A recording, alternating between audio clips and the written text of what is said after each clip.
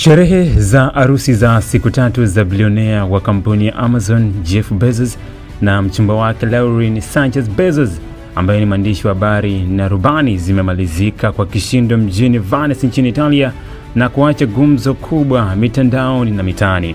Harusi hiyo iliyomalizika usiku wa kuamkia Jumapili Juni 29 mwaka huu imepewa jina la harusi ya karne kutokana na hadhi ya wageni, mandhari ya kifahari na mbwembwe zilizoshuhudiwa.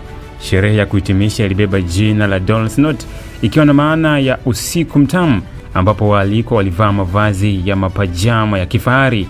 Miongoni mwa waliohudhuria walikuwepo mastaa wakubwa kama Oprah Winfrey, Leonardo DiCaprio, Bill Gates na familia maarufu ya Kardashian Jenner, waliovutia macho ya wengi kwa mitindo yao ya mavazi ya usiku kutoka kwa wabunifu wa haiba kama Prada na Vans.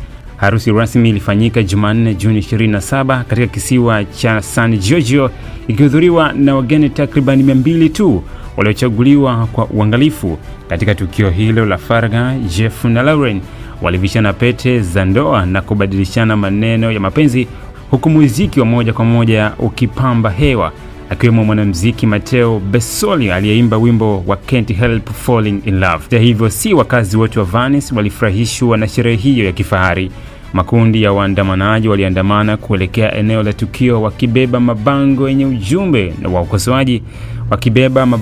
ujumbe wa ukosoaji kama Kisses Yes, Bezos No, wakilalamika kuwa harusi hiyo haikuwaletea faida yoyote wenyeji, bali iliongeza gharama za maisha na msongamano kutokana na utalii mkubwa usiodhibitiwa. Hii ni Global TV. Sanchez are winding down.